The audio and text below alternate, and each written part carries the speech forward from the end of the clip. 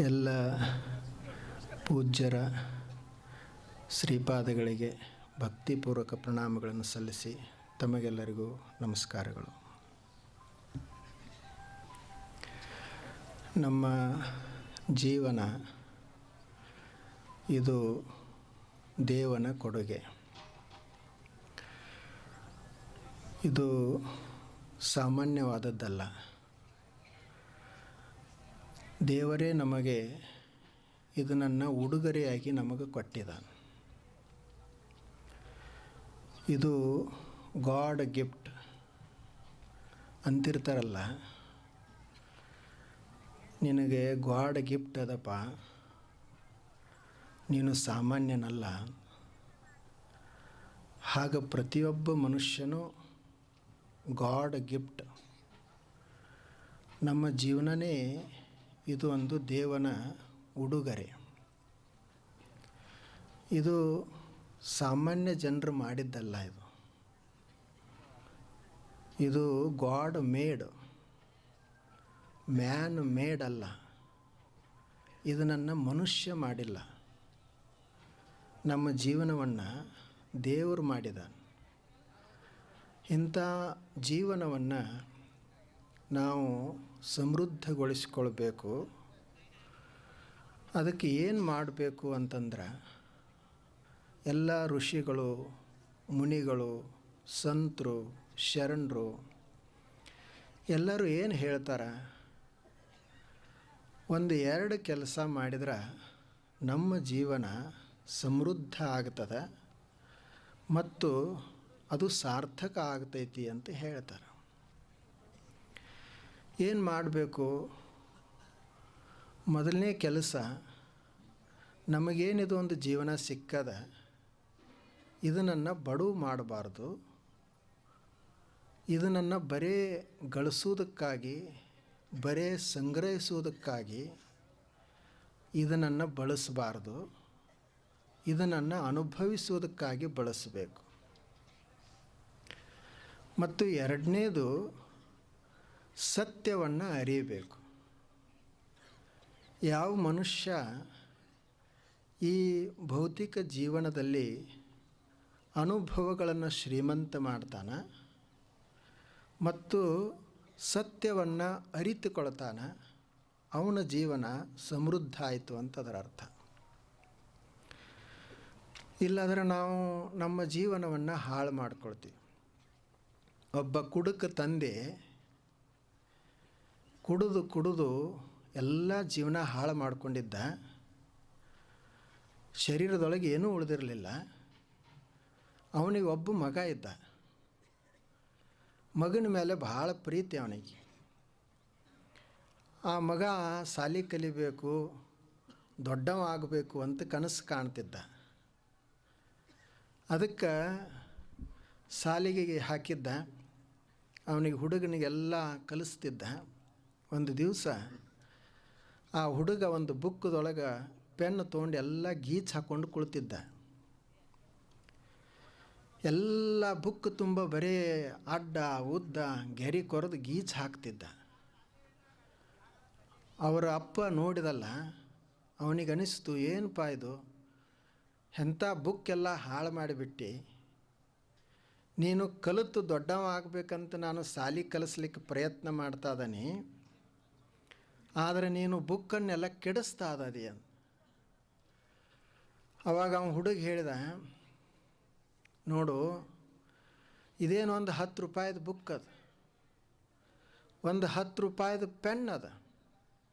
ನಾನು ಗೀಚ್ ಹಾಕಿ ಇದನ್ನು ಕೆಡಿಸಿದ್ದೇನೆ. ನಿನಗೆ ಇಷ್ಟಕ್ಕನೇ ಎಷ್ಟು ನೋವಾಗೈತಿ. ಆದರೆ ನಿನಗೆ ದೇವರನ್ನುವ ಈ ಸೃಷ್ಟಿ 100 ವರ್ಷದ ಒಂದು ಜೀವನವನ್ನು ಕೊಟ್ಟಿತ್ತು, ಸುಂದರವಾದಂಥ ಶರೀರವನ್ನು ಕೊಟ್ಟಿತ್ತು. ಅದನ್ನು ಬಳಸಿಕೊಂಡು ನೀನು ಹಾಡಿ ಜೀವನವನ್ನು ಸ್ವರ್ಗ ಮಾಡುವಂತ ಕೊಟ್ಟಿತ್ತು. ಆದರೆ ನೀನು ಕುಡಿಯೋದಕ್ಕಾಗಿ ಬರೀ ಜೀವನವನ್ನೆಲ್ಲ ಹಾಳು ಮಾಡಿದಿ. ಆ ದೇವರಿಗೆ ಎಷ್ಟು ನೋವಾಗಿರಬೇಕು ಅಂತ ಆತ ಹೇಳಿದ. ನಾವು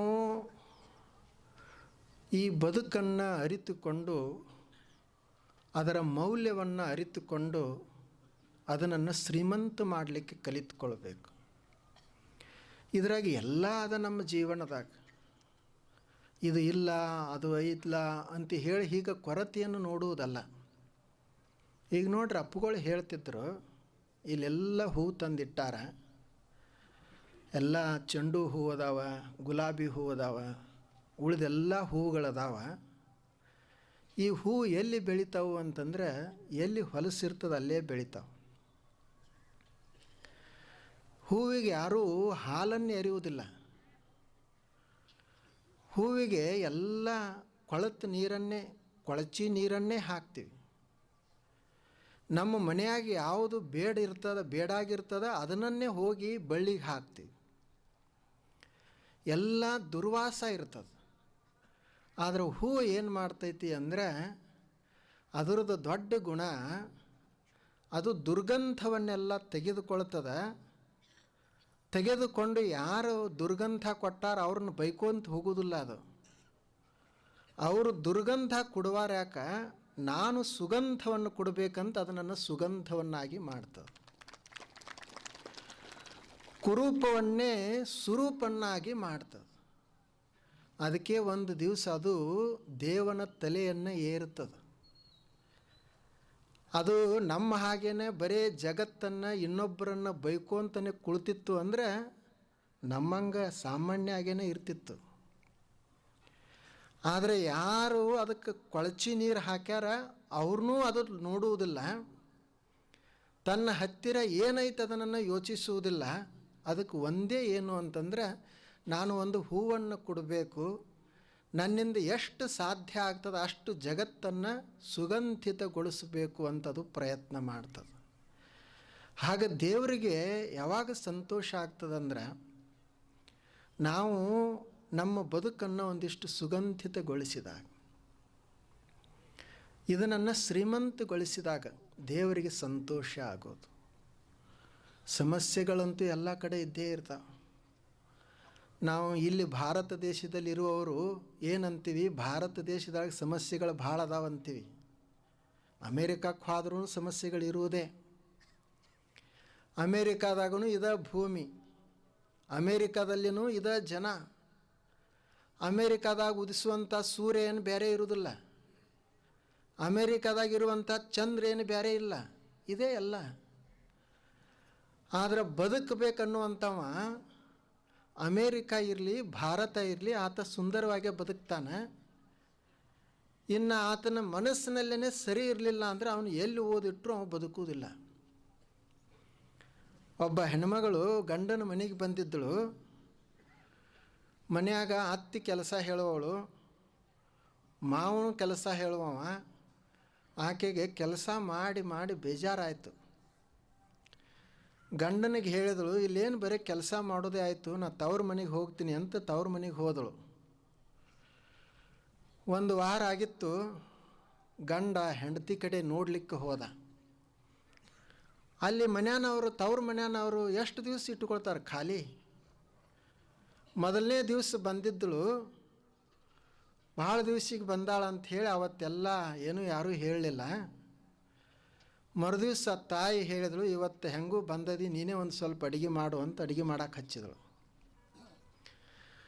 ಆನಂತರ ಅಣ್ಣೊಂದಿಷ್ಟು ಹೇಳಕತ್ತ, ತಮ್ಮೊಂದಿಷ್ಟು ಹೇಳ್ತಿದ್ದ. ತವರು ಮನೆಯಲ್ಲಿನೂ ಸಹಿತ ಕೆಲಸ ಮಾಡ್ತಿದ್ದಳು. ಗಂಡ ನೋಡಕ್ಕೆ ಬಂದ. ಈಕೆಗೆ ಗಂಡನ ಮಾತನಾಡಿಸ್ಲಿಕ್ಕಿನ ಸಮಯ ಇರಲಿಲ್ಲ, ಅಷ್ಟು ಕೆಲಸದಾಗ ತೊಡಗಿದ್ದಳು. ಅವಾಗ ಗಂಡಂದ, ನೀನು ಅಲ್ಲಿ ಗಂಡನ ಮನ್ಯಾಗ ನಮ್ಮ ಮನ್ಯಾಗ ಕೆಲಸ ಭಾಳ ಅದ ಅಂತ ಹೇಳಿ ಇಲ್ಲಿ ಬಂದು ಇಲ್ಲರೇ ಎಲ್ಲಿ ನಿನಗೆ ಸೌಡೈತಿ ಅಂದು. ಎಷ್ಟು ಕೆಲಸ ಮಾಡ್ತಾ ಅದೇ ಅಂತ. ಅವಾಗ ಆಕೆ ಹೇಳಿದಳು, ಏನು ಮಾಡೋದು, ತಾಯಿಗಾಗಿ ಮಾಡಬೇಕಲ್ಲ, ನಮ್ಮ ತಾಯಿ ಆಕೆ, ನಮ್ಮ ತಮ್ಮನಿಗಾಗಿ ಮಾಡಲೇಬೇಕಲ್ಲ,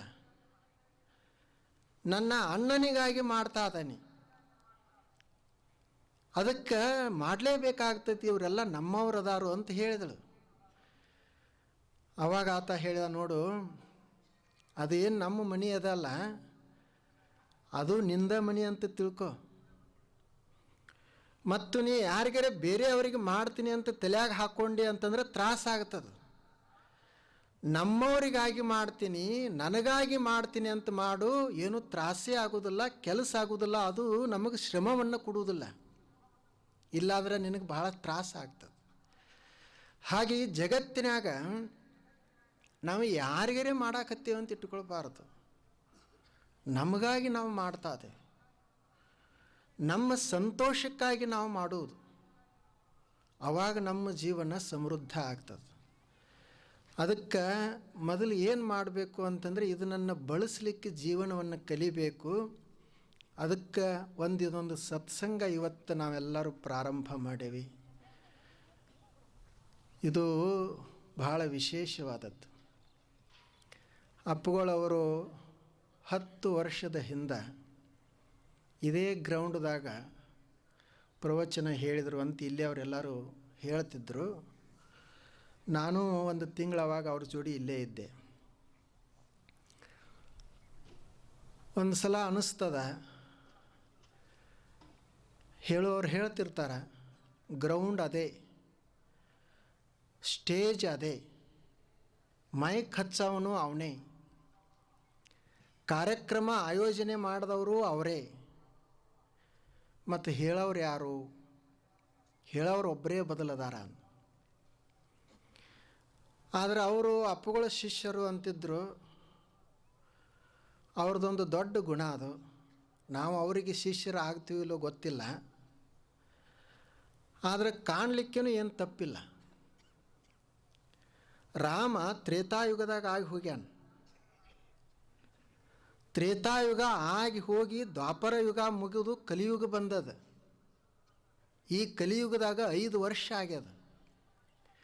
ಈಗ ಒಂದು ಕಲ್ಲಿನ ಮೂರ್ತಿಯನ್ನು ಕೂಡಿಸಿ, ಈ ಕಲ್ಲಿನ ಮೂರ್ತಿನೇ ತ್ರೇತಾಯುಗದೊಳಗೆ ಆಗಿ ಹೋಗಿರುವಂಥ ಬಾಲರಾಮ ಇವನೇ ಅಂತ ತಿಳ್ಕೊಳ್ಳುವಂಥ ನಾವಿರುವಾಗ, ಮತ್ತು ಮನೆ ಆಗಿರೋಂಥ ಹೋಗಿರುವಂಥ ಗುರುಗಳು ಈಗ ಯಾಕಿಲ್ಲ ಅಂತ ತಿಳ್ಕೊಳ್ಬೇಕು ಅಂತ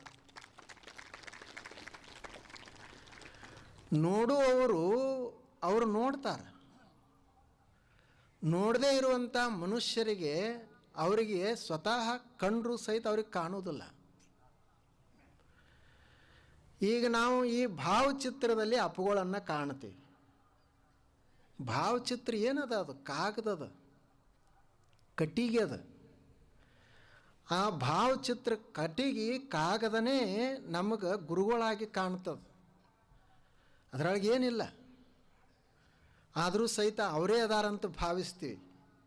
ಇನ್ನು ಕಟ್ಟಿಗೆಯಾಗ ಕಾಗದದಾಗ ಅಪ್ಪುಗಳು ಕಾಣ್ತಾರಂದ್ರೆ ಜೀವಂತ ಇರೋವರಲ್ಲಿ ಯಾಕೆ ಕಾಣಬಾರ್ದು? ಮನುಷ್ಯನಿಗೆ ಅದೊಂದು ಕಾಣ್ತದೆ. ನಮಗೆ ಹೇಳ್ತಾ ಇದ್ರು ಅವರು, ನಿನ್ನೆ ಪ್ರಸಾದ ಮಾಡೋರು ಸಹಿತ ಮೊದಲು ಯಾರು ನಮ್ಮ ಸ್ವಾಮಿಗಳಿಗೆ ಪ್ರಸಾದ ಮಾಡ್ತಿದ್ರಂತ ಅವರೇ ನಮಗೆ ಪ್ರಸಾದ ಮಾಡಾಕತ್ಯಾರಂತ. ಮುಂದೆ ನಾವು ಗಾಡಿಯಾಗ ಕುಳಿತು ಬಂದೀವಿ. ಗಾಡಿ ಏನರಪ್ಪ ಡ್ರೈವರ್ ಯಾರು ಅಂತ ಕೇಳಿದ್ರೆ ಅಪ್ಪುಗಳಿಗೆ ಯಾರು ಗಾಡಿ ತಂದಿದ್ದು ಅವನೇ ಡ್ರೈವರ್ ಅದಾನಂತ. ಗಾಡಿನೂ ಅವ್ರದ್ದೇ ಅದಂತ, ಆದರೆ ಈ ಗಾಡಿ ಬೇರೆ ಅದಂತ. ಅವಾಗಿನ ಗಾಡಿನೇ ಅವ್ರದ್ದೇ ಗಾಡಿ, ಈಗೊಂದು ಗಾಡಿ ಇದನ್ನು ತಂದಾರ. ನೋಡ್ರಿ ಅವ್ರಿಗೆ ಎಷ್ಟು ಸಂತೋಷ. ನಾವು ಅವಾಗ ಮಾಡಿದ್ದೀವಿ, ಈಗ ಮಾಡೋಣ. ಈಗಿನವ್ರು ಇವರು ನಾ ಅಂತೂ ಅವ್ರಂಗೆ ಆಗೋದಿಲ್ಲ. ಆದ್ರೆ ಹಂಗೆ ಯಾಕೆ ತಿಳ್ಕೊಂಡು ಮಾಡಬಾರ್ದು ಅಂತ ಇವ್ರದ್ದು ಎಲ್ಲರದು. ಇದು ನೋಡ್ರಿ ವಿಶೇಷತೆ. ಆದ್ದರಿಂದ ಈ ಸತ್ಸಂಗ ಒಂದು ಭಾಳ ವಿಶೇಷವಾದದ್ದು. ಒಂದು ಕೆಲಸ, ಈ ಜೀವನವನ್ನು ನಾವು ಇಟ್ಟುಕೊಂಡು ಇದನ್ನು ತಿಳ್ಕೊಂಡು ಇದನ್ನು ಸಮೃದ್ಧಗೊಳಿಸ್ಕೊಳ್ಬೇಕು. ಇದನ್ನು ಸಂತೋಷದಿಂದ ತುಂಬಬೇಕು. ಇವತ್ತೆಲ್ಲರೂ ಒಂದು ಕೆಲಸ ಮಾಡೋದು. ನೀವೆಲ್ಲರೂ ಇಂಡಿಯವರು ನಿಮ್ಮ ಮನೆ ಮುಂದೆ ಯಾರೇ ಗಾಡಿ ನಿಲ್ಲಿಸಬಾರ್ದು ಅಂತ ಹೇಳಿ ನೋ ಪಾರ್ಕಿಂಗ್ ಅಂತ ಬರೆದಿರ್ತೀರಿ. ಸಾರ್ವಜನಿಕ ಸ್ಥಳದೊಳಗೆಲ್ಲ ನೋ ಸ್ಮೋಕಿಂಗ್ ಅಂತ ಬರೆದಿರ್ತಾರೆ. ಅಲ್ಲಿ ಧೂಮ್ರಪಾನ ಮಾಡಬಾರ್ದು. ಈಗ ಮನುಷ್ಯನಿಗೆ ಇವು ಅಷ್ಟೇ ಮಾಡಿದ್ರೆ ಸಾಲೋದಿಲ್ಲ. ಮನುಷ್ಯನಿಗೆ ಚಿಂತೆ, ಸ್ಟ್ರೆಸ್ ಭಾಳ ಹೆಚ್ಚಾಗ್ತದೆ. ಅದಕ್ಕೆ ಮನೆಯೊಳಗೆ ಒಂದು ಬೋರ್ಡ್ ಹಾಕಬೇಕು. ಏನು ಅಂದರೆ ನೋ ಸ್ಟ್ರೆಸ್, ಮನೆ ಹೊರಗಡೆ ಬಾಗಿಲು ಮುಂದೆ ನೋ ಪಾರ್ಕಿಂಗ್ ಹಾಕೋದು, ಸಾರ್ವಜನಿಕ ಸ್ಥಳಗಳಲ್ಲಿ ನೋ ಸ್ಮೋಕಿಂಗ್ ಇರಬೇಕು, ಅಲ್ಲಿ ಸ್ಮೋಕಿಂಗ್ ಮಾಡಬಾರ್ದು, ಇನ್ನೊಬ್ಬರ ಮನೆ ಮುಂದೆ ಗಾಡಿ ಹಚ್ಚೋದು ಬೇಡ, ಮತ್ತು ನಮ್ಮ ತಲೆ ಒಳಗೆ ಟ್ರೆಸ್ಸನ್ನು ತುಂಬುವುದು ಬೇಡ, ಒತ್ತಡವನ್ನು ಹಾಕೋದು ಬೇಡ, ನೋ ಟ್ರೆಸ್, ನೋ ವರಿ ಅಂತ ಬರೆದು ಇಟ್ಕೊಳ್ಬೇಕು. ಪ್ರತಿ ಕ್ಷಣವೂ ನಾವು ಚಿಂತೆ ಮಾಡ್ತಾ ಇರ್ತೀವಿ, ಪ್ರತಿ ಸಲನೂ ನಾವು ನಿರಾಶೆಯನ್ನು ಹೊಂದುತ್ತಾ ಇರ್ತೀವಿ. ಅದು ಇರಬಾರ್ದು. ನಾವು ಉತ್ಸಾಹಿಗಳಾಗಿರಬೇಕು. ನಮ್ಮ ಜೀವನನೇ ಹಾಗೆ ಸಂತೋಷಕ್ಕಾಗಿ ಅದ ಅಂತ ಇಟ್ಟುಕೊಳ್ಬೇಕು. ಅದು ನನ್ನ ಸತ್ಸಂಗ ನಮಗೆ ಕಲಿಸಿಕೊಡ್ತದೆ. ನೋಡ್ರಿ, ಅಪ್ಪಗಳು ಹೆಂಗೆ ಬದುಕಿದ್ರು. ಅವ್ರು ಏನೂ ಇರಲಿಲ್ಲ ಅವ್ರ ಹತ್ತಿರ. ಬ್ಯಾಂಕ್ದಾಗ ಖಾತಾ ಇರಲಿಲ್ಲ, ಅಕೌಂಟ್ ಇರಲಿಲ್ಲ, ಅವ್ರ ಹೆಸರಲ್ಲೇ 1 ಇಂಚ್ ಜಮೀನು ಇರಲಿಲ್ಲ, ಅವ್ರದ್ದೇ ಆದಂಥದ್ದೊಂದು ಗಾಡಿ ಇರಲಿಲ್ಲ. ಆದರೆ ಅವರು ಬಡವರಾಗಿದ್ದರೇನು, ಅವರು ಭಾರಿ ಶ್ರೀಮಂತ ಜೀವನ ಸಾಗಿಸಿದರು. ಅವರಿಗೆ ಏನೂ ಕೊರತೆಯೇ ಆಗಲಿಲ್ಲ. ಯಾವ ಶ್ರೀಮಂತರಿಗೂ ಅಂಥ ವ್ಯವಸ್ಥೆ ಮಾಡೋಕ್ಕಾಗೋದಿಲ್ಲ. ನಾವೆಲ್ಲ ಸೇವಾ ಮಾಡ್ತಿದ್ದೀವಲ್ಲ, ಎಲ್ಲರೇ ನಮ್ಮನ್ನು ಸೇವಾದಿಂದ ತೆಗೆದಾರಂತ ಹಗಲ ರಾತ್ರಿ ಕಷ್ಟಪಟ್ಟು ಮಾಡಬೇಕಾಗ್ತಿತ್ತು. ಅವ್ರು ಯಾರಿಗೂ ಮಾಡಂತಿದ್ದಿಲ್ಲ. ಆದರೂ ಸಹಿತ ಎಷ್ಟು ಅವರಿಗೆ ಪ್ರಕೃತಿ ಎಲ್ಲ ಸಹಾಯಕ ಆಗ್ತಿತ್ತು.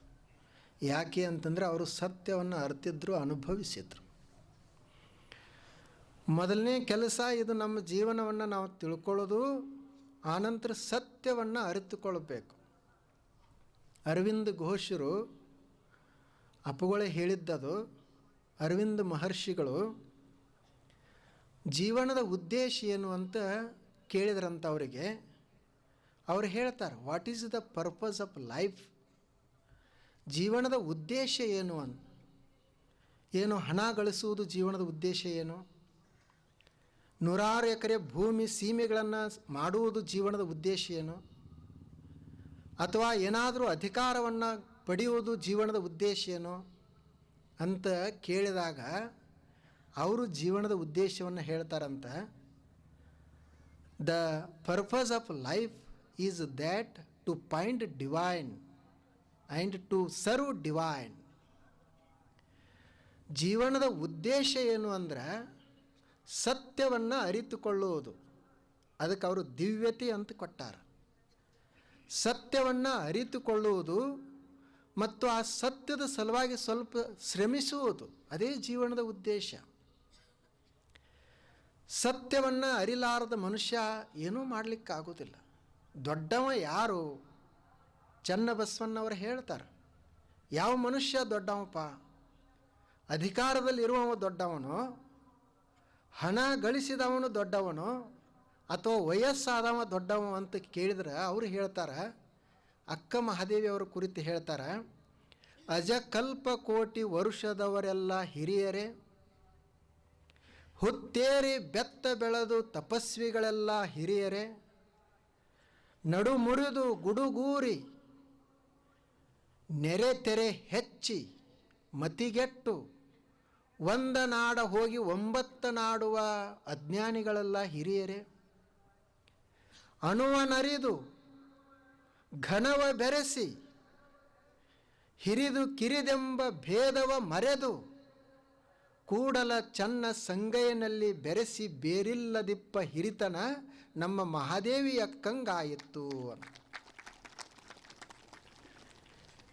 ಯಾರು? ಅಜಕಲ್ಪ ಕೋಟಿ ವರ್ಷದವರೆಲ್ಲ ಹಿರಿಯರೇ. 100 ವರ್ಷ ಬದುಕಿದವ್ರು ಹಿರಿಯರಲ್ಲ, ಅಜಕಲ್ಪ ಕೋಟಿ ವರ್ಷ ಬದುಕ್ಯಾರ, ಅವರೇ ಹಿರಿಯರೇನು?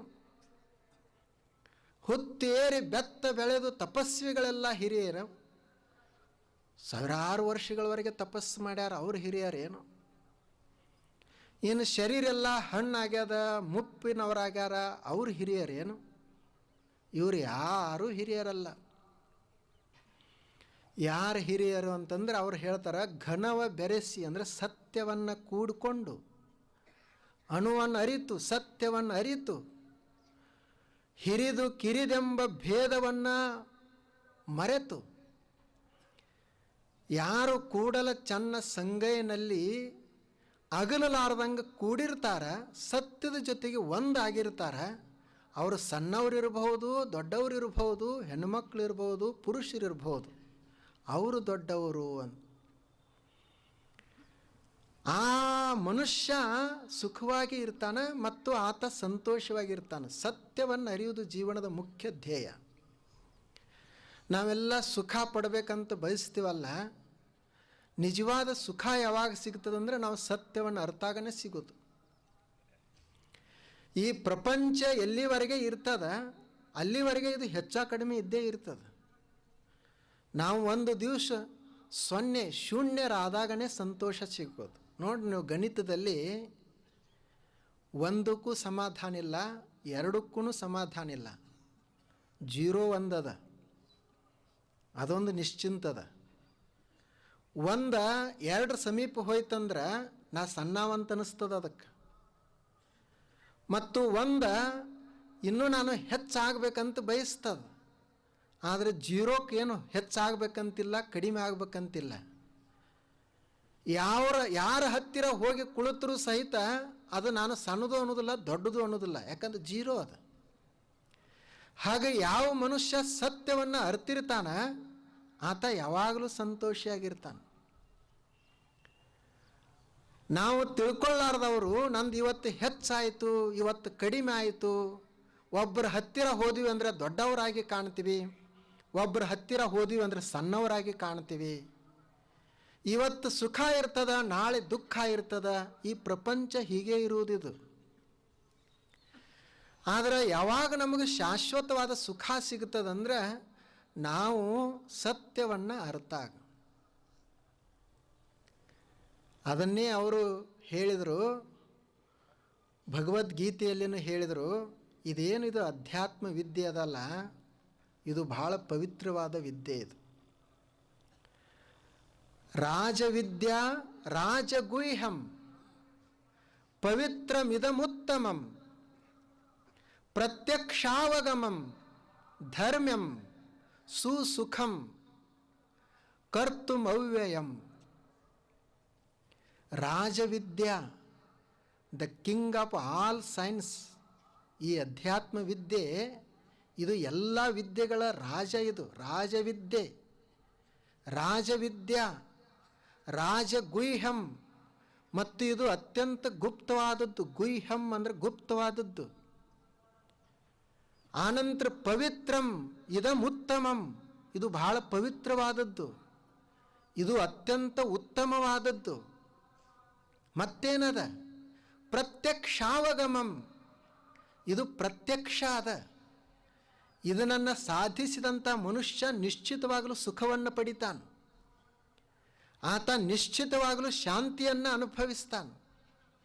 ಮತ್ತೇನದ? ಧರ್ಮ್ಯಂ, ಇದೇ ಧರ್ಮ ಅಂತ ತಿಳ್ಕೊ, ಇದು ನನ್ನ ಪಡೆಯುವುದೇ ಧರ್ಮ ಅಂತ ತಿಳ್ಕೊ. ಸುಸುಖಂ ಕರ್ತುಮವ್ಯಯಂ, ಇದು ಅತ್ಯಂತ ಸರಳವಾದದ್ದು ಮತ್ತು ಇದನ್ನು ನೀವು ಮಾಡಲೇಬೇಕಾಗಿರುವಂಥದ್ದು ಅಂತ. ರಾಜವಿದ್ಯಾ ರಾಜಗುಹ್ಯಂ ಪವಿತ್ರಮಿದ ಮವ್ಯಯಂ. ನೋಡ್ರಿ, ಅವ್ರು ಎಷ್ಟು ಚಂದ ಹೇಳ್ತಾರೆ.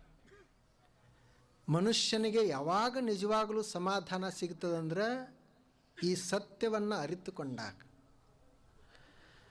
ಅದಕ್ಕೆ ಅವರು ಹೊರದೇಶದ ತತ್ವಜ್ಞಾನಿ, ಆ ತತ್ವ ಚಿಂತನೆ ಮಾಡುವಂಥ ಒಬ್ಬ ಹೆಣ್ಮಗಳು, ರೂಸ್ವೆಲ್ಟ್ ಅಂತ ಅಮೇರಿಕಾದ ಅಧ್ಯಕ್ಷರಿದ್ದರು, ಅವನ ಹೆಂಡತಿ ರೂಸ್ವೆಲ್ಟ್ ಅಂತ ಆಕೆಗಿನ್ನೂ ಕರಿತಿದ್ರು. ಅವರು ಹೇಳ್ತಾರೆ, ಯಾರ ಮನಸ್ಸು ಯಾವುದನ್ನು ಚಿಂತನೆ ಮಾಡ್ತೈತಿ ಅಂತ.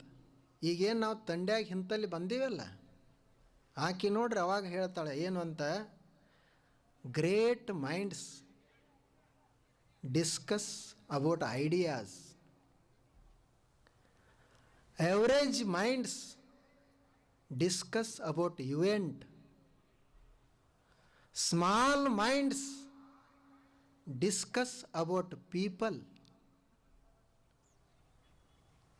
ದೊಡ್ಡ ಮನಸ್ಸಿರ್ತದಲ್ಲ, ಶ್ರೇಷ್ಠ ಮನಸ್ಸಂತ ಯಾರ್ದಿರ್ತದಲ್ಲ, ಅವರು ಏನನ್ನು ಯೋಚನೆ ಮಾಡ್ತಾರೋ ಅಂದ್ರೆ ಒಳ್ಳೆಯ ಆಲೋಚನೆಯನ್ನು ಮಾಡ್ತಾರೆ, ಐಡಿಯಾಗಳನ್ನು ಹುಡುಕಾಡ್ತಾರೆ, ಮತ್ತು ಫಿಲಾಸಫಿ ತತ್ವಜ್ಞಾನದಲ್ಲಿ ಅವರಿಗೆ ಆಸಕ್ತಿ ಇರ್ತದೆ. Great minds discuss about ideas. ಇನ್ನು ಸಾಮಾನ್ಯ ಮನಸ್ಸುಗಳದಾವಲ್ಲ,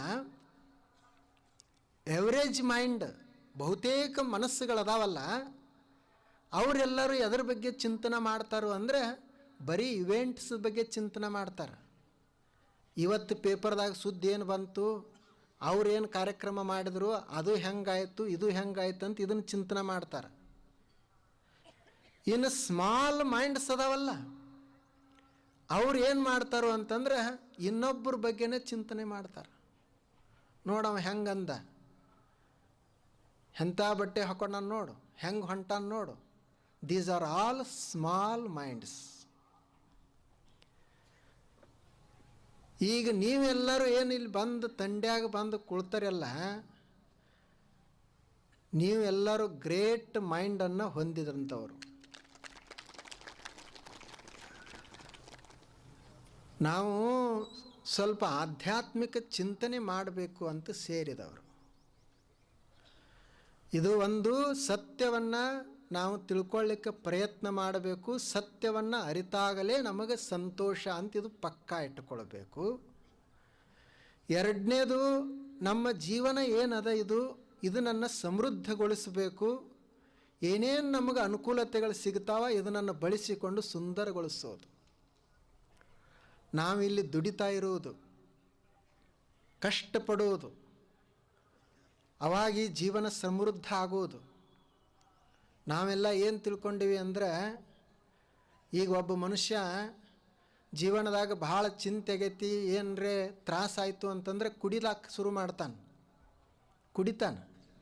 ಎದಕ್ಕೆ ಕುಡಿತೀಪ ಅಂತ ಕೇಳಿದ್ರೆ, ನನಗೆ ಸಮಾಧಾನ ಇಲ್ಲ, ಚಿಂತೆ ಅದ, ಅದನ್ನು ಕಳ್ಕೊಳ್ಳಿಕ್ಕೆ ಕುಡಿಯಾಕತ್ತೀನಿ ಅಂತಾನೆ. ಆದರೆ ಅವನಿಗೆ ಗೊತ್ತಿಲ್ಲ, ಕುಡಿಯುವುದರಿಂದ ಚಿಂತೆ ಹೋಗುವುದಿಲ್ಲ, ಕುಡಿಯುವುದರಿಂದ ಸಮಾಧಾನ ದೊರೆಯುವುದಿಲ್ಲ, ದುಡಿಯುವುದರಿಂದ ಸಮಾಧಾನ ಸಿಗ್ತೈತಿ ಅನ್ನೋದನ್ನು ಕಲಿಬೇಕು.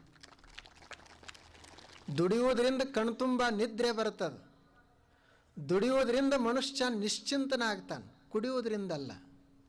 ಹಾಗೆ ಈ ಜೀವನದಲ್ಲಿ ಇರೋ ತನಕ ಶ್ರಮ ಮಾಡೋದು, ಏನೇ ಬರಲಿ ಅದನ್ನು ಎಲ್ಲ ಎದುರಿಸಿ ನಾವು ಒಂದು ಸಮೃದ್ಧ ಜೀವನವನ್ನು ಕಟ್ಟಿಕೊಳ್ಳೋದು, ಅದ್ರ ಜೋಡಿ ಸತ್ಯವನ್ನು ಅರಿತುಕೊಳ್ಳೋದು, ಯಾವುದಕ್ಕೂ ಹೆದರಬಾರ್ದು. ಮತ್ತು ನಮ್ಮ ಎಲ್ಲ ಆಸೆಗಳು ಬರೀ ಇನ್ನೊಬ್ಬರೇ ಈಡೇರಿಸ್ತಾರಂತಲ್ಲ, ನಾವು ಮಾಡ್ಕೋಬೇಕಾಗ್ತದೆ. ಒಬ್ಬ ಗೊಂಬೆ ವ್ಯಾಪಾರ ಮಾಡುವವಿದ್ದ, ಅವ 10-12 ಗೊಂಬೆ ತಯಾರು ಮಾಡಿ ವ್ಯಾಪಾರಕ್ಕೆ ತಂದು ಇಟ್ಟುಕೊಂಡಿದ್ದ. ಯಾರೂ ಅವನು ಗೊಂಬೆನ ತೋಳಲಿಲ್ಲ. ಅವಾಗ ಅವಂದ, ಏನಪ್ಪ ಇದು ಗೊಂಬೆನ ಯಾರೂ ತೋಳ್ತಾ ಇಲ್ಲ ಅಂತಂದ. ಮುಂದೆ ಮರುದಿವಸ ಒಂದು ಹೊಸ ಯೋಜನೆ ತೆಗೆದ. ಬಂದವರಿಗೆಲ್ಲ ಏನು ಹೇಳವಂದ್ರೆ, ಈ ಗೊಂಬೆ ಇದು ಸಾಮಾನ್ಯ ಇಲ್ಲ, ಇದನ್ನು ನೀವು ಮನೆಯಾಗ ಹೋಗಿ ಇಟ್ಟು ಪೂಜೆ ಮಾಡಿದ್ರಿ ಅಂದರೆ ನಿಮ್ಮ ಆಸೆಗಳನ್ನೆಲ್ಲ ಈಡೇರಿಸ್ತೈತಿ ಅಂತಂದ. ಇವರು ಇಷ್ಟು ಹೇಳೋದೇ ತಡ ಗೊಂಬೆ ಎಲ್ಲರೂ ತೊಗೊಂಡು ಹೋದರು. ಈ ಗೊಂಬೆ ಇವು ಸಾಮಾನ್ಯ ಇಲ್ಲ, ನೀವು ಪೂಜೆ ಮಾಡಿ ಪ್ರಾರ್ಥನೆ ಮಾಡಿ ನೀವು ಏನು ಆಸೆ ಮಾಡ್ತೀರಿ ಎಲ್ಲ ಆಸೆಗಳನ್ನು ಈಡೇರಿಸ್ತದ ಅಂತಂದ. ಎಲ್ಲ ಗೊಂಬೆ ಹೋದರು, ಎಲ್ಲ ವ್ಯಾಪಾರ ಆಯಿತು. ಅವನು ಬದಿಗೇನೆ ಕಾಯಿಪಲ್ಯ ವ್ಯಾಪಾರ ಮಾಡೋವಿದ್ದಲ್ಲ, ಅವ ಈ ಗೊಂಬೆ ಅವನಿಗೆ ಕೇಳ್ದ, ಅಲ್ಪ ಏನು ಹುಷಾರ್ತನ ಮಾಡಿದಿ, ಎಲ್ಲ ಗೊಂಬೆ ವ್ಯಾಪಾರ ಮಾಡ್ಕೊಂಡು ಹೊಂಟೆಲ್ಲ, ಜನರಿಗೆ ಹೇಳ್ತಿ ಎಲ್ಲ ಆಸೆ ನಿಮ್ಮ ಆಸೆಗಳನ್ನು ಗೊಂಬೆ ಈಡೇರಿಸ್ತದ ಅಂತ ಹೇಳಿ ಅವ್ರಿಗೆ ವ್ಯಾಪಾರ ಮಾಡಿ ಕಳಿಸಿದಿ, ಮತ್ತು ಅಂಥ ಗೊಂಬೆ ಇತ್ತಂದ್ರೆ ನೀನೇ ಯಾಕೆ ನಿನ್ನ ಮನ್ಯಾಗ ನಿಂದು ಎಲ್ಲ ಆಸೆಗಳನ್ನು ಕೇಳಬಾರದು ಅಂತ ಕೇಳಿದ. ನೀನ ಪೂಜೆ ಮಾಡಿ ನೀನ ಪ್ರಾರ್ಥನೆ ಮಾಡಿ ನನಗಿದನ್ನು ಕೊಡು ಅಂತ ಕೇಳಿದ್ದಂದ್ರೆ ಎಲ್ಲ ಕೊಟ್ಟೆ ಬಿಡ್ತಿತ್ತಲ್ಲ ಗೊಂಬೆ ಅಂತಂದ. ಅವಂದ, ನೋಡು ನನಗೆ ಗೊತ್ತತಿ, ಜನರು ಅವ್ರು ತಿಳ್ಕೊಂಡಾರು ತಿಳ್ಕೊಳ್ಳಿ, ಅವ್ರಿಗೆ ಸಮಾಧಾನಕ್ಕಾಗಿ ತೆಗೆದುಕೊಂಡು ಹೋಗ್ಯಾರ. ಅವನು ಗೊಂಬೆ ಅವನು ನೋಡು, ನಾನು ನಿಜವಾಗಲೂ ಹೇಳ್ತೀನಿ, ಗೊಂಬೆ ನಮ್ಮ ಆಸೆಗಳನ್ನು ಪೂರೈಸುವುದಿಲ್ಲ, ಉಳಿದವರು ಯಾರೂ ನಮ್ಮ ಆಸೆಗಳನ್ನು ಪೂರೈಸುವುದಿಲ್ಲ. ನಿಜವಾಗಲೂ ನಮ್ಮ ಆಸೆಗಳು ಪೂರೈಸಬೇಕಾದ್ರೆ ಶ್ರಮನೇ ನಮ್ಮ ಆಸೆಯನ್ನು ಪೂರೈಸ್ತೈತಿ ಅಂತ. ಬರೇ ಹೇಳಿದ ಮಾತ್ರಕ್ಕೆ ಆಗುವುದಿಲ್ಲ, ಕಷ್ಟಪಟ್ಟು ಬೆವರು ಸುರಿಸಬೇಕಾಗ್ತದೆ. ಸುಮ್ಮನೆ ಏನೋ ಇದು ಗೊಂಬೆ ನಮಗೆ ಸಹಾಯ ಮಾಡ್ಬೋದು ಅಷ್ಟೇ, ಭರವಸೆಯನ್ನು ತುಂಬಬಹುದು ಅಷ್ಟೇ, ಆದರೆ ನಾವೇ ಮಾಡಬೇಕಾಗ್ತೈತಿ ಅಂತ. ನೋಡ್ರಿ ಅದು ಹೇಗಿರಬೇಕು. ಅದಕ್ಕೆ ಇದನ್ನು ಇಟ್ಟುಕೊಂಡು ಒಂದು ಒಳ್ಳೆಯ ದುಡಿಮೆಯನ್ನು ಇಟ್ಟುಕೊಂಡು ಜೀವನವನ್ನು ಸುಂದರಗೊಳಿಸುವುದು, ಆನಂತರ ಸತ್ಯವನ್ನು ಅರಿಯುವುದು. ಇದಕ್ಕೆ ಎಲ್ಲದಕ್ಕೂ ಒಂದು ಏನು ಬೇಕು ಅಂದರೆ ಒಬ್ಬ ಗುರು ಬೇಕು. ಆ ಗುರುವಿನ ಮಾತುಗಳನ್ನು ನಾವು ಕೇಳಬೇಕು. ಈಗ ಒಂದು ನೀವು ಮೊಬೈಲ್ ತಂದ್ರಿ ಅಂದರೆ ಆ ಮೊಬೈಲ್ಗೆ ಒಂದು ಗೈಡ್ ಇರ್ತದೆ ಹೆಂಗೆ ಬಳಸಬೇಕು ಅಂತ. ಆನಂತರ ಒಂದು ಸ್ಥಳಕ್ಕೆ ಹೋದ್ರಿ ಅಂದ್ರೆ ಆ ಸ್ಥಳದಲ್ಲಿ ಏನೇನು ತೋರಿಸ್ಬೇಕು, ಏನೇನು ನೋಡಬೇಕು ಅಂಥೇಳಿ ಒಬ್ಬ ಗೈಡ್ ಇರ್ತಾನೆ, ಅವನು ತೋರಿಸ್ತಾನೆ. ಹಾಗೆ ಈ ಜಗತ್ತಿನೊಳಗೆ ದೇವರು ನಮ್ಮನ್ನು ಕಳಿಸಿದಲ್ಲ, ಈ ಜಗತ್ತಿನಲ್ಲಿ ಹೆಂಗೆ ಬದುಕಬೇಕು ಅಂತ ಅವ ತಿಳಿಸ್ಬೇಕಾಗೈತಲ್ಲ, ಒಬ್ಬರನ್ನ ಗೈಡ್ ಕಳಿಸ್ಬೇಕಲ್ಲ. ಆ ಗೈಡ್ ಯಾರು ಅಂದರೆ ಗುರುಗಳೇ ನಮ್ಮ ಗೈಡು. ಮೊಬೈಲ ಬಳಸಲಿಕ್ಕೊಂದು ಹೆಂಗೆ ಗೈಡ್ ಇರ್ತದ, ಹಾಗೆ ನಾವು ಹೆಂಗೆ ಬದುಕಬೇಕು ಅನ್ನೋದನ್ನು ಕಲಿಸ್ಲಿಕ್ಕೆ ಒಬ್ಬ ಗೈಡ್ ಇರ್ತಾರ, ಅವರಿಗೆ ಗುರುಗಳಂತ ಕರೆಯೋದು. ಅವ್ರದ್ದು ಜ್ಞಾನ ಸಾಮಾನ್ಯ ಇರುವುದಿಲ್ಲ. ಅದು ನೋಡ್ರಿ, ಒಂದು ಸಣ್ಣದೊಂದು ಕಿಡಿ, ಬೆಂಕಿಯ ಕಿಡಿ ದೊಡ್ಡ ಅರಣ್ಯವನ್ನು ಸುಡುತ್ತದೆ. ದೊಡ್ಡ ಅರಣ್ಯವನ್ನು ಸುಡಲಿಕ್ಕೇನು ಒಂದು ಕ್ವಿಂಟಲ್ ಗಟ್ಟಲೆ ಟನ್ ಗಟ್ಟಲೆ ಬೆಂಕಿ ಬೇಕಾಗ್ತದೆ ಏನು? ಏನಿಲ್ಲ, ಒಂದು ಸಣ್ಣದೊಂದು ಕಿಡಿ, ಒಂದು ಸಣ್ಣ ಬೆಂಕಿ ಕಿಡಿ ದೊಡ್ಡ ಅರಣ್ಯವನ್ನೆಲ್ಲ ನಾಶ ಮಾಡ್ತದಲ್ಲ. ಹಂಗೆ ಗುರುವಿನ ಒಂದು ಜ್ಞಾನದ ಕಿಡಿ ನಮ್ಮ ಒಳಗಡೆ ಒಂದು ಸಲ ಹೊತ್ಕೊಂಡಿತ್ತು ಅಂದರೆ ನಮ್ಮದು ಎಷ್ಟೇ ವರ್ಷದ ಕಷ್ಟಗಳಿರಲಿ, ದುಃಖ ಇರಲಿ, ಅವುಗಳನ್ನೆಲ್ಲ ನಾಶ ಮಾಡ್ತದೆ, ಎಲ್ಲ ನಾಶ ಮಾಡ್ತದೆ. ನಾವು ಅಂತೀವಲ್ಲ, ನಮ್ಮವರಿಂದೇ ನಾವು ಹಾಳಾಗ್ತೀವಪ್ಪ ಅಂತೀವಿ. ಕಿತ್ತೂರು ಚೆನ್ನಮ್ಮನಿಗೆ ಯಾರು ಮೋಸ ಮಾಡಿದ್ರು? ಅವರು ಜೋಡಿ ಇರೋವರೇ ಮೋಸ ಮಾಡಿದರು. ಸಂಗೊಳ್ಳಿ ರಾಯಣ್ಣ ಯಾರು ಮೋಸ ಮಾಡಿದರು? ಅವರು ಜೋಡಿ ಇರೋವರೇ ಮೋಸ ಮಾಡಿದರು. ಬೇರೆಯವರು, ಹೊರಗಿನವರು ನಮ್ಮ ವೈರಿಗಳಲ್ಲ, ನಮ್ಮವರೇ ನಮಗೆ ವೈರಿ ಅಂತೀವಲ್ಲ. ಹೆಂಗೆ ನಮ್ಮ ಜೋಡಿ ಇದ್ದವರೇ ನಮಗೆ ವೈರಿ ಇರ್ತಾರಲ್ಲ, ನಿಜವಾಗಲೂ ನನಗೆ ವೈರಿ ಯಾರು ಅಂದರೆ ನಾನೇ. ಹೆಂಗೆ ನಮ್ಮ ಸಮೀಪ ಇದ್ದವರೇ ನನಗೆ ತೊಂದರೆ ಕೊಡ್ತಾರೆ, ನಮ್ಮ ಸಮೀಪ ಇದ್ದವರೇ ನಮ್ಮನ್ನು ನಾಶ ಮಾಡ್ತಾರೆ. ಹಂಗೆ ಒಂದು ವೇಳೆ ನನ್ನ ಶರೀರನೇ ನನಗೆ ಸಹಾಯ ಇರಲಿಲ್ಲ ಅಂದರೆ, ನನ್ನ ವಿಚಾರಗಳೇ ನನಗೆ ಸಹಾಯಕ ಇರಲಿಲ್ಲ ಅಂದರೆ ನಾನೇ ಹಾಳಾಗ್ತೀನಿ. ನನ್ನನ್ನು ಮೊದಲು ಸುಧಾರಿಸಿಕೊಳ್ಳಬೇಕು. ನಮ್ಮನ್ನು ಸುಧಾರಿಸುವಂಥ ಗುರು ಒಬ್ಬ ನಮಗೆ ಸಿಗಬೇಕು. ಆತ ನಮ್ಮನ್ನು ಸುಧಾರಿಸ್ತಾನೆ. ಈಗ ಆ ಗುರುವಿನ ಅವಶ್ಯಕತೆ ಬಹಳ ಅದ. ಈಗ ನೀವು ಒಂದು ಟವರ್ ಇಲ್ಲಿ ಇಂಡಿಯಾ ಒಳಗೆ ಒಂದು BSNL ಟವರ್ ಹಾಕಿದ್ರಿ ಅಂದರೆ BSNL ನೆಟ್ವರ್ಕ್ ಬರ್ತದೆ. ಜಿಯೋ ಟವರ್ ಇತ್ತಂದ್ರೆ ಜಿಯೋ ನೆಟ್ವರ್ಕ್ ಬರ್ತದೆ. ಟವರ್ ಇರಲಿಲ್ಲ ಅಂದ್ರೆ ಬರೋದಿಲ್ಲ ನೆಟ್ವರ್ಕ್. ಹಾಗೆ ಒಬ್ಬ ಗುರು ಒಂದು ಊರಾಗಿದ್ದ ಅಂದ್ರೆ ಅಲ್ಲಿ ಅಧ್ಯಾತ್ಮ ಶುರು ಆಗ್ತದೆ. ಅವನು ಜಿಯೋ ಟವರ್ ಅಲ್ಲ, BSNL ಅಲ್ಲ, ಸ್ಪಿರಿಚುವಲ್ ಟವರ್ ಆತ ಗುರು. ಆತ ಒಬ್ಬ ಕುಳಿತ ಅಂತಂದ್ರೆ ಸ್ಪಿರಿಚುವಾಲಿಟಿ ತಾನೇ ಶುರು ಆಗ್ತದೆ. ಅದೊಂದು ದೊಡ್ಡ ಟವರ್ ಹಾಕಿಸಿಬಿಡೋದು ಗುರು. ಅದನ್ನೇ ನಮ್ಮ ಸರ್ವಜ್ಞ ಕವಿ ಎದಕ್ಕೆ ಹೇಳಿದರು ಅಂತಂದ್ರೆ, ನೋಡಪ್ಪ ನೀ ಏನರೇ ಮಾಡು, ಏನರೇ ಆಗಿರು, ಎತ್ತಾಗಿ ತೊತ್ತಾಗಿ ಹಿತ್ತಲದ ಗಿಡವಾಗಿ ಮತ್ತೆ ಗುರುವಿನ ಪಾದದ ಕೆರುವಾಗಿ ಗುರುವಿನ ಹತ್ತಿರವಿರಿಸಂದ ಸರ್ವಜ್ಞ. ಏನರೇ ಮಾಡು, ಗುರುವೇ ನೀನು ನಮ್ಮನ್ನು ನಿಮ್ಮ ಹತ್ತಿರ ಇಟ್ಟುಕೊಡ್ರಿ. ನಿಮಗೆ ಒಂದು ಎತ್ತು ಮಾಡ್ಕೊಳ್ತಿದ್ರಿ ಅಂದ್ರೆ ನಮ್ಮನ್ನು ವಾಹನ ಮಾಡಿಕೊಡ್ರಿ, ಎತ್ತು ಮಾಡಿಕೊಡ್ರಿ. ತೊತ್ತು ಮಾಡಿಕೊಡ್ರಿ, ಒಬ್ಬ ಸೇವಕನನ್ನಾಗಿ ಮಾಡಿಕೊಡ್ರಿ. ತೊತ್ತ ಅಂದರೆ ಸೇವಕ. ಆನಂತರ ನಿಮಗೆ ಸೇವೆಕ್ಕೂ ನಾವು ಯೋಗ್ಯ ಇರಲಿಲ್ಲ ಅಂದ್ರೆ ಒಂದು ನಿಮ್ಮ ಹಿತ್ತಲದಾಗಿ ಗಿಡಾರೇ ಮಾಡ್ರಿ, ಗಿಡ ಆಗಿರ್ತೀವಿ. ನಮ್ಮನ್ನು ನೀವು ಗಿಡ ಮಾಡದಿದ್ರೂ ಅಷ್ಟು ಯೋಗ್ಯತೆ ನಮಗೆ ಇರ್ದಿದ್ರೆ ಕೊನೆಗೆ ನಿಮ್ಮ ಕಾಲಾಗ ಹಾಕೊಳ್ಳುವಂಥ ಚಪ್ಪಲರೇ ಮಾಡಿಕೊಡ್ರಿ. ನಿಮ್ಮ ಚಪ್ಪಲಾಗ್ಯರೆ ನಿಮ್ಮ ಸಮೀಪ ಇರ್ತೀವಿ ನೋಡ್ರಿ. ಅವ್ರದ್ದು ಎತ್ತಾಗಿ ತೊತ್ತಾಗಿ ಹಿತ್ತಲದ ಗಿಡವಾಗಿ ಗುರುವಿನ ಪಾದದ ಕೆರುವಾಗಿ ನಿಮ್ಮ ಹತ್ತಿರದಲ್ಲಿರಿಸಂದ ಸರ್ವಜ್ಞ. ಅಷ್ಟೆಲ್ಲ ಯಾಕೆ ಕೇಳ್ಕೊಂಡ್ರು ಅಂದರೆ ಗುರುವಿನಲ್ಲಿ ಒಂದು ಅಂಥದ್ದು ಶಕ್ತಿ ಸಾಮರ್ಥ್ಯ ಇರ್ತದೆ. ಆತ ಒಬ್ಬ ಸಾಮಾನ್ಯ ವ್ಯಕ್ತಿಯನ್ನು ಅಸಾಮಾನ್ಯ ವ್ಯಕ್ತಿಯನ್ನಾಗಿ ಮಾಡ್ತಾನೆ. ಅದನ್ನು ನಾವೆಲ್ಲ ಅನೇಕ ಮಹಾಪುರುಷರ ಜೀವನದಲ್ಲಿ ನೋಡ್ತೀವಿ. ರಾಮಕೃಷ್ಣ ಪರಮಹಂಸರು, ವಿವೇಕಾನಂದರು ಪರಮಹಂಸರು ಬರೀ 52 ವರ್ಷ ಬದುಕಿದರು. ವಿವೇಕಾನಂದರು 38 ವರ್ಷ ಬದುಕಿದರು. ರಾಮಕೃಷ್ಣ ಪರಮಹಂಸರ ದೇಹ ಬಿಟ್ಟ ಬಳಿಕ ಅವ್ರಿಗೆ ಇವರೊಂದು 30-40 ಜನ ಶಿಷ್ಯರಿದ್ದರು.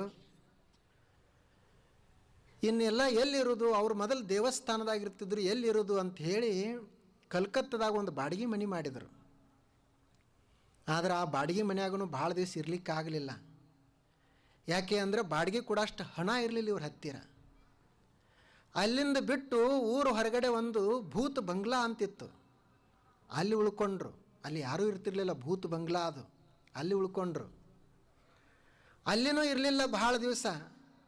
ವಿವೇಕಾನಂದರು ರಾಜಸ್ಥಾನಕ್ಕೆ ಬಂದರು, ಉಳಿದ ಶಿಷ್ಯರು ಎಲ್ಲೆಲ್ಲೋ ಹೋದರು. ಅಲ್ಲಿ ರಾಜಸ್ಥಾನದಲ್ಲಿ ಬಂದಾಗ ಅಲ್ಲಿ ಒಬ್ಬ ರಾಜ ಇವ್ರನ್ನ ಅಮೇರಿಕಕ್ಕೆ ಕಳಿಸ್ತಾರೆ. ಅವ್ರ ಹತ್ತಿರ ಹಣ ಎಷ್ಟಿತ್ತು ಅಂದರೆ ವಿವೇಕಾನಂದರ ಹತ್ತಿರ ಅಮೇರಿಕಕ್ಕೆ ಹೋಗಲಿಕ್ಕೆ ಎಷ್ಟು ಬೇಕೋ ಅಷ್ಟೇ ಹಣ ಇತ್ತು. ಆದರೆ ಗುರುವಿನ ಶಕ್ತಿ, ಗುರುವಿನ ಅನುಗ್ರಹ ಹೆಂಗಿರ್ತದೆ ನೋಡ್ರಿ. ಪರಮಹಂಸರು ಹೇಳಿ ಹೋಗಿದ್ರೆ ನಿಮಗೇನೂ ಕೊರತೆ ಆಗೋದಿಲ್ಲ ಅಂತ. ಇವರು ಹಡಗಿನಿಂದ ಹೋಗಿ ಅಮೇರಿಕಕ್ಕೆ ಇಳಿತಾರೆ. ಅಲ್ಲೊಬ್ಬ ಹೆಣ್ಮಗಳು ಇವರಿಗೆ ಭೇಟಿ ಆಗ್ತಾಳೆ. ನೀವು ಇವತ್ತು ನಮ್ಮ ಮನೆಗೆ ಬರಬೇಕು, ನನಗೊಂದು ಪ್ರೇರಣೆ ಆಗ್ಯದ, ಇಂಥ ಒಬ್ಬ ಸಾಧು ಬರ್ತಾನೆ, ಸನ್ಯಾಸಿ ಬರ್ತಾರೆ, ನೀವು ಅವ್ರಿಗೆ ರಕ್ಷಣೆ ಕೊಡಬೇಕು ಅಂತ ಒಂದು ಪ್ರೇರಣೆ ಆಗೈತಿ ಅಂತ ಹೇಳ್ತಾರೆ. ಆಕೆ ಎಲ್ಲ ವ್ಯವಸ್ಥೆ ಮಾಡಿ ಇವ್ರು ನನ್ನ ಎಲ್ಲಿ ಮುಟ್ಟಿಸ್ತಾಳೋ ಅಂದ್ರೆ ಅದೇನು ಸರ್ವಧರ್ಮ ಸಮ್ಮೇಳನ ನಡೆದಿತ್ತು ಚಿಕಾಗೋಕ್ಕೆ ಮುಟ್ಟಿಸುವಂಥ ಕೆಲಸ ಮಾಡ್ತಾಳೆ. ಅಲ್ಲಿ ಮಾತನಾಡಿದ ಇವರು ಭಾಷಣಗಳು, ಮಾತುಗಳು ಇಡೀ ಜಗತ್ತಿನ ತುಂಬ ಪ್ರಸಾರ ಅದು. ಇವತ್ತು ರಾಮಕೃಷ್ಣ ಆಶ್ರಮಗಳು ಜಗತ್ತಿನ ತುಂಬ ಬಂದು ಶಿಷ್ಯರಿಗೆ ಇರಲಿಕ್ಕೆ ಮನೆ ಇರಲಿಲ್ಲ, ಬಾಡಿಗೆ ಮನೆ ಆಗಿದ್ದರು. ಅವ್ರಿಗೆ ಉಣ್ಲಿಕ್ಕೆ ಅನ್ನ ಸಹಿತ ಸಿಗ್ತಿರಲಿಲ್ಲ. ಅಷ್ಟು ಕಷ್ಟಪಟ್ಟು ಇದ್ದರೂ ಸಹಿತ ಒಬ್ಬ ಶ್ರೇಷ್ಠ ತಪಸ್ವಿ ಗುರುವಿನ ಶಕ್ತಿ ಏನು ಮಾಡಿತು ಅಂದರೆ ಆ ಜ್ಞಾನವನ್ನು ಜಗತ್ತಿನ ತುಂಬ ಪ್ರಸಾರ ಆಗುವಂಗೆ ಮಾಡಿತು. ಹಾಗೆ ನಮ್ಮ ಅಪ್ಪಗಳದು ಮತ್ತು ಅಪ್ಪಗಳು ಗುರುಗಳಾಗಿರುವಂಥ ಮಲ್ಲಿಕಾರ್ಜುನ ಅಪ್ಪಗಳದು ಅಂಥದ್ದೇ ಒಂದು ಸಾಮರ್ಥ್ಯ. ಈಗ ನಾವೆಲ್ಲ ಬರೀ ಅಪ್ಪುಗಳನ್ನು ನೋಡೇವಿ. ಇವರು ಹೆಂಗೆ ನಿರಾಭಾರ ಇದ್ರಲ್ಲ, ಇವ್ರಕ್ಕಿಂತಲೂ ಅಷ್ಟೇ ನಿರಾಭಾರ ಮಲ್ಲಿಕಾರ್ಜುನ ಅಪ್ಪುಗಳವರು. ಅವರು ಅವ್ರದ್ದೇ ಒಂದು ಗ್ರಂಥವನ್ನು ಬರ್ಕೊಂಡಾರ, ಪುರಾಣ ಅಂತ. ಅದಕ್ಕೆ ಶಿವಾನಂದ ಪುರಾಣ ಅಂತ ಇಟ್ಟಾರ ಹೆಸರ. ಅವರು ಹೇಳ್ತಾರೆ ಗುರುಗಳ ಶಕ್ತಿ ಹೆಂಗೆ ಕೆಲಸ ಮಾಡ್ತೈತಿ ಅಂತ. ಅವರು ಇರೋ ತನಕ ಶಿವಾನಂದ ಅಪ್ಪುಗಳದೊಂದು ಭಾವಚಿತ್ರ, ಅದಕ್ಕೆ ಉದ್ದಾಗಿ ಸಾಷ್ಟಾಂಗ ನಮಸ್ಕಾರ ಹಾಕೋರು. ಅದರಾಗ ಪುಸ್ತಕದಾಗ ಹೇಳ್ಕೊಂಡಾರ, ಅವರು ಇಲ್ಲಿಂದ ಕೊಳ್ಳೇಗಾಲಕ್ಕೆ ಹೋದ್ರಂತ. ಅದು ನಿಜಗುಂಡ್ರ ಕ್ಷೇತ್ರ. ಅಲ್ಲಿ ಕೈವಲ್ಯ ಪದ್ಧತಿ ಅಂತ ಏನೊಂದು ಗ್ರಂಥ ಬರೆದಾರ ನಿಜಗುಣ ಶಿವಯೋಗಿಗಳು. ಅವರು ತಪಸ್ಸು ಮಾಡಿದಂಥ ಶಂಭುಲಿಂಗನ ಬೆಟ್ಟ ಅದು, ಅಲ್ಲಿಗೆ ಹೋಗಬೇಕು ಅಂತ ಇವ್ರು ಹೋದರು.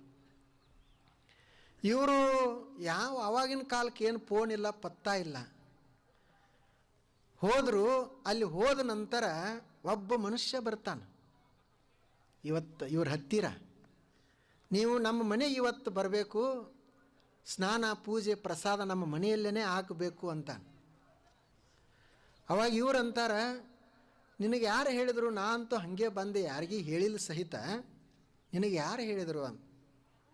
ಆವಾಗ ಅವ್ರು ಹೇಳ್ತಾರೆ, ರಾತ್ರಿ ನನಗೊಬ್ಬರು ಬಂದು ಹೀಗೊಬ್ಬ ಸನ್ಯಾಸಿ ಬರುವದಾನ, ಗದಗದಿಂದನೋ ವಿಜಯಪುರದಿಂದನೋ, ನೀನು ಅವ್ರನ್ನ ಇವತ್ತು ಅವರು ನಿಮ್ಮ ಮನೆಗೆ ಕರ್ಕೊಂಡು ಹೋಗಬೇಕು, ಪ್ರಸಾದ ಮಾಡಿಸಿ ಕಳಿಸ್ಬೇಕು ಅಂತ ಪ್ರೇರಣೆ ಆಗೈತಿ ಅಂತ ಹೇಳಿದರು. ಅವ ಬಂದ ತಕ್ಷಣನೇ ಇವ್ರಿಗೆ ಕೇಳ್ತಾನೆ, ನೀವೇ ಏನು ಹಿಂಗೆ ಕೇಳಿದ ತಕ್ಷಣವೇ ಇವರು ಹೇಳ್ತಾರೆ. ನೋಡ್ರಿ ಹೇಗೆ ಸಂಬಂಧ ಇರಬೇಕು. ಗುರುವಿನ ಶಕ್ತಿ ಅದು ಕೆಲಸ ಮಾಡ್ತದೆ. ಅವರು ಮಲ್ಲಿಕಾರ್ಜುನ ಅಪ್ಪುಗಳು ಅವರು ಪ್ರವಚನ ಹೇಳಲಾರ್ದ ಊಟ ಮಾಡ್ತಿದ್ದಿಲ್ಲ. ಹೀಗೆ ಒಂದು ಸಲ ಒಂದು ಮನೆಗೆ ಹೋದರು, ಅವರಿಗೆ ಹಸು ಆಗಿತ್ತು. ಅವ್ರ ಮನೆಯವ್ರು ಹೇಳಿದ್ರು, ಏನರ ಸ್ವಲ್ಪ ಪ್ರಸಾದ ಮಾಡಿರಿ ಅಂತ. ಆದ್ರೆ ಇವ್ರು ಹೇಳಿದರು, ನಂದು ಒಂದು ನಿಯಮ ಐತಿ, ನಾನು ನಮ್ಮ ಗುರುಗಳಿಗೆ ಒಂದು ಕೊಟ್ಟೇನೆ ವಚನ. ನಂದು ನಿಯಮ ಏನೈತಿ ಅಂದರೆ ಪ್ರವಚನ ಹೇಳಲಾರ್ದ ಊಟ ಮಾಡಂಗಿಲ್ಲ. ನಿಮ್ಮ ಮನೆಯ ಊಟ ನಾ ಮಾಡಬೇಕಾಗಿತ್ತಂದ್ರೆ ಮೊದಲು ನೀವು ಇಬ್ಬರು ಗಂಡ ಹೆಂಡತಿ ಕುಳಿತುಕೊಂಡು ನಾನು ಪ್ರವಚನ ಕೇಳಬೇಕು, ಆನಂತರ ಊಟ ಮಾಡೋದು. ಹಾಗೆಲ್ಲ ಕಷ್ಟಪಟ್ಟಾರಂತ ಇಂಥ ನಡೆದಾಡುವ ದೇವರು ತಯಾರಾಗ್ಯಾರ. ಸುಮ್ಮನೆ ಆಗಲಿಲ್ಲ ಅವರು. ಅದಕ್ಕೆ ಎಷ್ಟೋ ವರ್ಷಗಳ ಶ್ರಮ ಅದ, ಎಷ್ಟೋ ವರ್ಷಗಳ ತಪಸ್ಸದ, ಅದು ಕೆಲಸ ಮಾಡ್ತದೆ. ಅಂಥ ಗುರುಗಳನ್ನು ನಾವು ಸ್ಮರಿಸ್ತಾ ಅವರ ಮಾತುಗಳನ್ನು ನೆನಪಿಸಿಕೊಳ್ಳುವಂಥ ಒಂದು ಕಾರ್ಯಕ್ರಮ ಇದು. ಇದು ಒಂದು ವಿಶೇಷವಾದಂಥ ಕಾರ್ಯಕ್ರಮ. ಅವರು ಇದೇ ಒಂದು ಸ್ವಲ್ಪ ತಿಂಗಳಲ್ಲಿ ನವಂಬರ್ ಡಿಸೆಂಬರ್ದಲ್ಲೇ 2013ರಲ್ಲಿ ಇಲ್ಲಿ ಪ್ರವಚನವನ್ನು ಮಾಡಿದ್ರು. ಅದರ ನೆನಪು ಆಗಲಿ ಅಂಥೇಳಿ ನಾವೆಲ್ಲರೂ ಇಲ್ಲಿ ನೀವೆಲ್ಲ ಕೂಡಿದಿರಿ. ಬಹಳ ಸಂತೋಷ. ಕಾರ್ಯಕರ್ತರು ಎಲ್ಲ ಯುವಕರು ಹಿರಿಯರು ಬಹಳ ಶ್ರಮಪಟ್ಟು ಕಾರ್ಯಕ್ರಮವನ್ನು ಆಯೋಜನೆ ಮಾಡ್ಯಾರ. ಇಷ್ಟು ದೊಡ್ಡ ಗ್ರೌಂಡ್ ಎದಕ್ಕೆ ಹಿಡ್ದಾರಂದ್ರೆ, ನಾ ಭಾಳ ಚಲೋ ಪ್ರವಚನಕಾರದನೆ ಅಂತ ಹಿಡ್ದಿಲ್ಲ ಅವರು. ಇಂಡ್ಯಾಗ ಕೇಳೋರು ಹೆಚ್ಚದಾರ, ಅವ್ರಿಗೆ ಜಾಗ ಕಡಿಮೆ ಆಗಬಾರ್ದಂತ ಹಿಡ್ದಾರ. ನಾ ಭಾಳ ಅಷ್ಟು ಪ್ರವಚನ ಹೇಳೋದಿಲ್ಲ, ಏನೋ ಅಪ್ಪುಗಳು ಏನು ನೆನಪಿಸ್ಕೊಡ್ತಾರ ಅಷ್ಟೇ ಹೇಳೋದು. ಮತ್ತು ಎಲ್ಲ ನಿಮಗೆ ಗೊತ್ತಿರಲಾರ್ದು ಹೇಳಕ್ಕೆ ನಾ ಏನು ಕಂಪ್ಯೂಟ್ರ್ ಅಲ್ಲ, ನಾನು ನಿಮ್ಮಂಗೆ ಒಬ್ಬ ಮನುಷ್ಯ ಅದನ್ನು. ನನಗೆ ಎಷ್ಟು ತಿಳಿತದ ಅಷ್ಟು ನಾ ಹೇಳಬೇಕು. ಇಲ್ಲಿ ಎದಕ್ಕೆ ಕೂಡೋದು ಅಂತಂದ್ರೆ ಅವರನ್ನು ಸ್ಮರಣೆ ಮಾಡುವುದು, ಒಂದು 4 ಮಾತುಗಳು ನಮ್ಮ ತಲೆ ಒಳಗೆ ಅವರು ಬರಲಿ ಅಂತ ಹೇಳಿ ಕೂಡುವುದು, ಇದೇ ಒಂದು ಸತ್ಸಂಗ. ಮತ್ತಿದು ತಂಡ ಅದಲ್ಲ, ತಂಡ ಎದಕ್ಕೆ ಬಿಡ್ತೈತಿ ಅಂದ್ರೆ ನಮ್ಮನ್ನು ಪರೀಕ್ಷೆ ಮಾಡಕ್ಕೆ ಬಿಡ್ತದ ಅದು.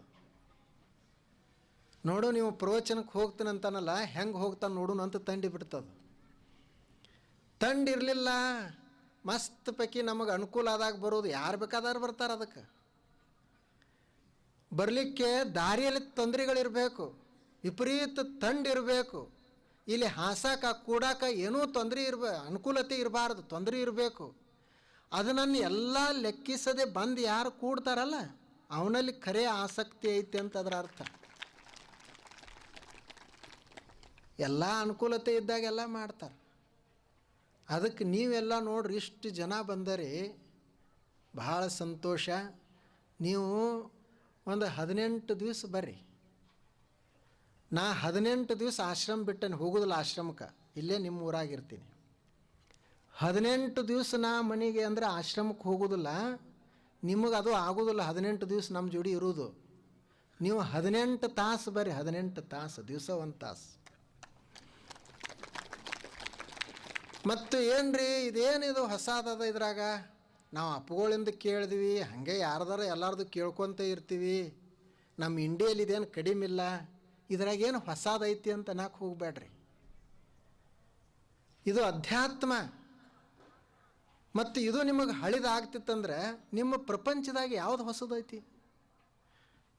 ಏನು ನಿಮ್ಮ ಹೆಂಡತಿ ಹೊಸದಳು, ಮಕ್ಕಳು ಹೊಸಬರು, ಮನೆ ಹೊಸದು, ಯಾವುದು ಹೊಸದು? ಅದೇ ಹಳೆ ಮನೆ ನಿಮ್ಮ ಅಜ್ಜ ಕಟ್ಟಿದ್ದು. ಯಾಕಪ್ಪ ಇಷ್ಟು ದಿವಸ ಇರಬೇಕು ಈ ಮನೆ, ಹಳೆ ಮನೆಯಾಗ ಅಂಥೇಳಿ ಒಂದು ದಿವಸ ಅನಿಸೈತಿ ಏನು? ಅದೇ ಹೆಂಡತಿ, ಅದೇ ಗಂಡ, ಅವೇ ಮಕ್ಕಳು. ಪ್ರಪಂಚ ಆದ್ರೆ ಒಂದು ದಿವಸ ಸಹಿತ ಇದು ಹಳಿದಂತ ಅನಿಸಿಲ್ಲ, ಮತ್ತು ಬರೀ ಅಧ್ಯಾತ್ಮನ ಹಳಿದಂತ ಅನಿಸ್ತದೆ ಏನು? ಅದಕ್ಕಾಗಿ ಇದು ಪ್ರತಿ ದಿವಸ ಹೊಸದಂತ ಇಟ್ಟುಕೊಳ್ಬೇಕು. ಇದು ಅಧ್ಯಾತ್ಮ, ಇದು ನಿತ್ಯ ನೂತನ, ಇದು ಯಾವಾಗಲೂ ಹೊಸದಾಗಿರುವಂಥದ್ದು. ಇಂಥ ಒಂದು ಕಾರ್ಯಕ್ರಮವನ್ನು ನೀವೆಲ್ಲ ಮಾಡಿದಿರಿ.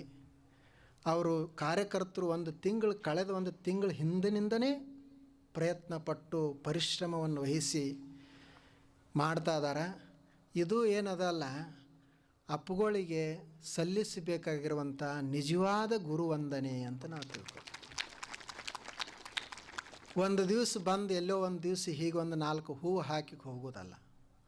ಆದರೆ ನೀವೇನು 18 ದಿವಸಗಳವರೆಗೆ ಮಾಡಬೇಕಂತ ಪ್ರಯತ್ನ ಮಾಡ್ತಾ ಇದ್ದಾರೆ. ಬಹಳ ಸಂತೋಷ.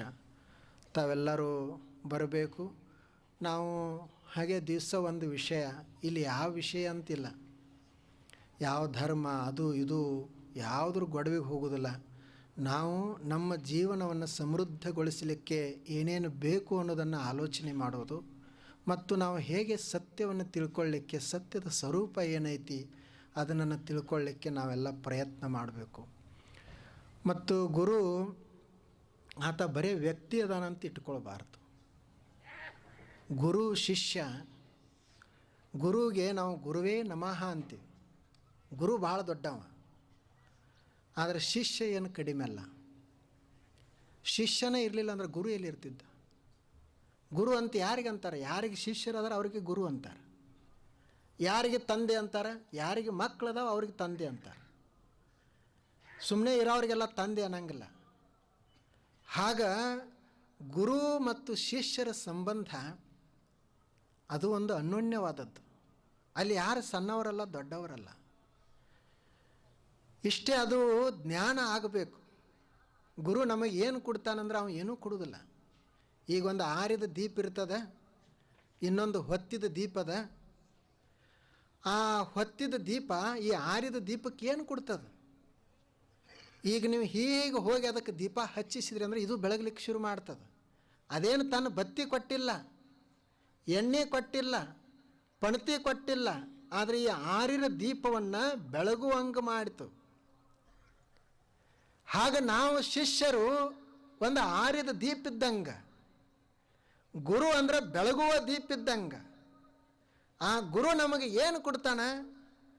ಅವೇನು ಸಂಪತ್ತು ನಮಗೆ ಕೊಡೋದಿಲ್ಲ, ಮತ್ತೇನ್ರ ನಮಗೆ ಕೊಡೋದಿಲ್ಲ, ನಮ್ಮನ್ನು ಬೆಳಗುವಂಗೆ ಮಾಡ್ತಾನೆ. ನಾವು ಬೆಳಕಾಗಬೇಕಷ್ಟೆ. ಯಾವಾಗ ಆತ ಬೆಳಕಾಗ್ತಾನೆ, ಶಿಷ್ಯ ಅನ್ನೋದು ಸಾಯ್ತದೆ, ಶಿಷ್ಯತ್ವ ಸಾಯ್ತದೆ. ಗುರು ಆದಾಗ ಅಲ್ಲಿ ಬರೇ ಅರಿವಷ್ಟೇ ಇರ್ತದೆ, ಶಿಷ್ಯ ಉಳಿಯುವುದನ್ನೇ ಇಲ್ಲ. ಅಂಥ ಜ್ಞಾನದ ಒಂದು ಸಾಧನ. ಅದನ್ನು ನಾವೆಲ್ಲ ಸ್ವಲ್ಪ ಸ್ವಲ್ಪ ಸಾವಕಾಶವಾಗಿ ಮಾಡೋಣ.